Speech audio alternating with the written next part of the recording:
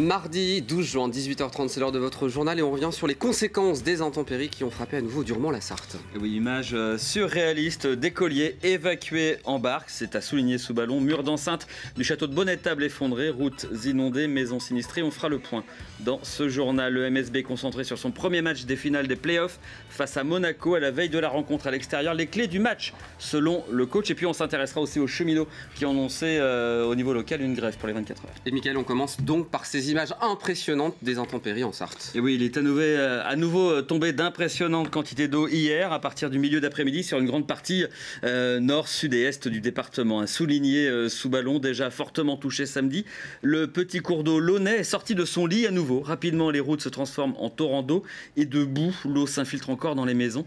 Comme vous pouvez le voir, le niveau monte rapidement jusqu'à 1,40 m. Les pompiers ont dû intervenir pour évacuer les élèves de l'école primaire en barque. Et puis, un petit peu plus loin, regardez ces images vues du ciel de Bonnetable sous les eaux. Le scénario est ici similaire avec des sols déjà gorgés d'eau. Il a suffi de 2 fortes et abondantes averses dans l'après-midi, 78 mm en quelques minutes. Et la ville se retrouve là aussi envahie par les eaux qui ne s'évacuent que par les routes. Une telle pression que le mur d'enceinte du château de Bonnetable et la route se sont effondrés en partie. La Sarthe attend l'accalmie qui devrait arriver donc ce mercredi. La Charte-sur-le-Loir, Marolles-les-Brault, la Ferté-Bernard, selon la préfecture, 91 communes ont été touchées. Lundi, les secours sont intervenus 565 fois. Des inondations qui n'ont fait aucune victime, mais les dégâts matériels sont immenses. Et oui, chez les particuliers bien sûr, les commerces aussi, pour certains inondés, pour les collectivités aussi qui doivent maintenant remettre tout ça en état. Les routes, pour certaines aussi, complètement détruites par les torrents de boue et d'eau qui se sont déversés. Les services départementaux sont engagés. 220 agents étaient sur le territoire aujourd'hui. Je vous propose un état des lieux de la commune la plus touchée, c'était à Bonnetable, le jour d'après. Diane Lemoisson. L'image témoigne de la force du phénomène. Un pan de chaussée emporté par le courant en plein centre-ville de Bonnetable. On voit sur le terrain qu'il y a une canalisation d'eau usée qui a été entièrement cassée, donc on a une profondeur importante. La chaussée a été emportée, c'était raviné, donc il y a un risque au niveau de la structure de chaussée, donc il va falloir qu'on interdise la circulation au titre de la conservation du domaine public. Des dégâts qui pourraient se chiffrer à plusieurs milliers d'euros rien que sur la commune, selon le maire. On a eu 3 orages successifs sur 3 heures qui ont emporté environ 150 mm d'eau en cumulé. Donc comme les réseaux étaient déjà engorgés, les terrains étaient très humides, on a tout de suite monté en hauteur. On était rendu à 150 appels à intervention pompier hier, avec les eaux qui ont monté à peu près 1 mètre supérieur à samedi, quoi. Heureusement, pas de blessés. 6 personnes ont dû être hébergées dans le gymnase, 20 chez de la famille. Les habitants sont surtout choqués et fatigués. La vague est arrivée par là, il y a quelque chose qui a lâché plus haut.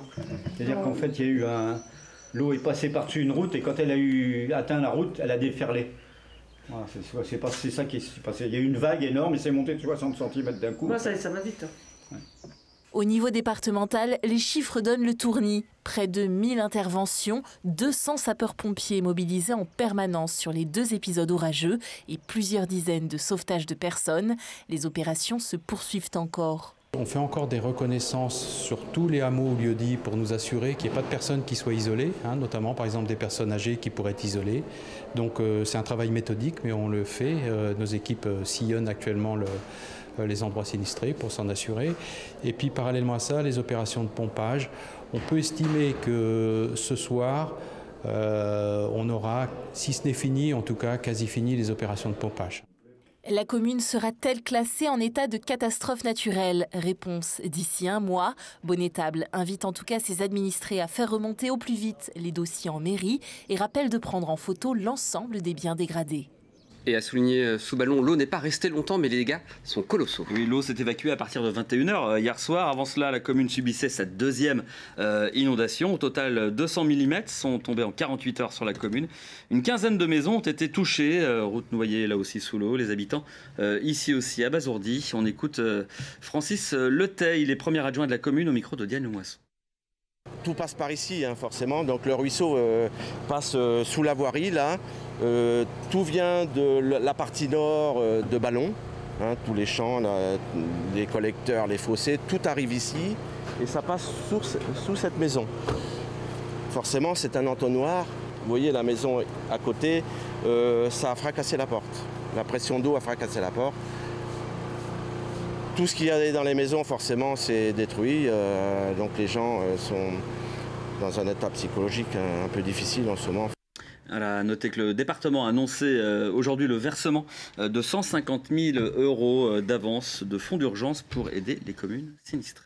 Et sans transition, les serveurs du MSB se sont bloqués ce matin. La raison, trop de demandes de réservation. Et oui, c'est bien un signe du niveau d'engouement rarement atteint pour cette équipe du MSB. Le match 3 de la finale des playoffs se jouera lundi prochain dans une salle d'Antares qui sera vraisemblablement pleine à craquer. 1000 billets se sont vendus en 20 minutes seulement avant la panne des serveurs. Du jamais vu, les 6000 spectateurs que peut accueillir Antares sont bien sûr invités à venir en orange. Mais avant cela, le MSB a 2 matchs à jouer à Monaco. Et oui, les 2 premiers matchs de cette finale auront donc lieu en terre monégasque où les joueurs se rendent dès ce mardi soir. On a pu les rencontrer lors de leur dernier entraînement. On a pu rencontrer une équipe plus que jamais soudée et motivée surtout. L'entraînement est moins intense pour épargner des corps éprouvés par les derniers matchs des playoffs. 2 de plus pour Le Mans que pour Monaco, ça peut compter. D'autant que les Manceaux vont se confronter à une équipe plus physique que Strasbourg. Ils sont beaucoup plus dans l'agressivité que Strasbourg. Ils ont beaucoup plus de joueurs aussi. Ils sont beaucoup plus athlétiques. Donc je pense que c'est vraiment une équipe qui joue vraiment sur ça, sur la défense. Et ils sont beaucoup plus ils coupent beaucoup plus les passes. Et je pense que ça va être vraiment un challenge pour nous pour vraiment prendre soin du ballon et pas faire en sorte qu'ils aient des interceptions parce que dès qu'ils ont le ballon, ils arrivent à courir assez rapidement. Ils ont des joueurs qui sont très rapides. Le Mans a déjà battu Monaco sur son terrain alors qu'ils étaient menés 20 points. Tout est donc possible. Monaco, par ailleurs, est le tombeur du Mans sur le parquet parisien de la finale lors de la Leaders Cup. Monaco a une équipe très talentueuse qu'il va falloir stopper rapidement et ne pas se laisser prendre au jeu de l'agressivité en défense. La volonté est là, le mental doit suivre sur le parquet. Sur des matchs comme ça, le mental est hyper important. Il y a un enjeu, chaque possession est importante, il peut y avoir de la provocation de l'adversaire, il y a beaucoup de pression défensive, il y a aussi des décisions arbitrales forcément. Il faut par rapport à tout ça garder ses nerfs pour ne pas donner des points faciles sur des fautes techniques ou se faire exclure. Encore un peu de suspense, l'objectif du Mans est de gagner au moins un match sur les 2 joués à Monaco. Les Tangos seront dans une position favorable pour accueillir leurs rivaux sur le parquet d'Antares. Les cheminots ont annoncé une grève pour le lancement des 24 heures du Mans. Alors que la 15e séquence de grève a commencé ce matin, les cheminots ont occupé le parvis de la gare du Mans. Ils ont effectué un pesage symbolique de la dette de la SNCF et ont annoncé que la gare du Mans fonctionnerait au ralenti ce vendredi pour le début des 24 heures. Alors que le projet de réforme ferroviaire devrait être voté cette semaine à l'Assemblée et au Sénat. Je vous propose d'écouter Julien Paléja, il est responsable CGT des cheminots de la Sarthe. Je ne peux pas dire qu'il n'y aura pas de train qui circulera, il y aura un service qui sera à minimum. L'intérêt, c'était de faire une gare fermée, les guichets fermés, pas d'information voyageurs, de manière à justement montrer que ces personnels-là sont importants dans le fonctionnement de l'entreprise. C'est un moment où il y a énormément d'usagers à parcourir la gare et donc il était important pour nous de les interpeller pour pouvoir expliquer les enjeux de notre mouvement, qui ne sont pas des enjeux spécifiques à l'entreprise, mais bien des enjeux nationaux vis-à-vis de la population en règle générale. En bref, les membres de l'association Alliance Vita manifestaient aujourd'hui place de la République au Mans. Et oui, ils étaient peu nombreux, une dizaine, dans une mise en scène théâtrale qui s'est déroulée en parallèle dans d'autres villes en France. Les militants entendaient s'exprimer contre la PMA et la GPA, dénonçant, selon eux, un marché de la procréation. Alliance Vita est ce mouvement créé par Christine Boutin, aussi connue pour ses prises de position anti-avortement. Et on termine ce journal avec ces images, Michael. Oui, rue Audin dans la course avec les Runaudières qui cette année mettaient la marque Ford en valeur. Sur place, évidemment, des Ford Mustang et des Ford GT, des monuments de l'automobile servis par des invités plutôt prestigieux. Jackie Aran et Sébastien Bourdet, les 2 pilotes de retour en Sarthe à l'occasion, évidemment, des 24 heures. C'est sympa, c'est un très bel événement avec des super voitures. De réussir à mettre toutes les générations d'autos comme ça, de la Ford, c'est génial. Donc non, ça fait plaisir de pouvoir redonner un peu en retour. Toute la semaine est chargée, donc il faut réussir à jongler avec les obligations et puis les trucs qui sont un petit peu plus proches de notre cœur, qu'on a plaisir à faire.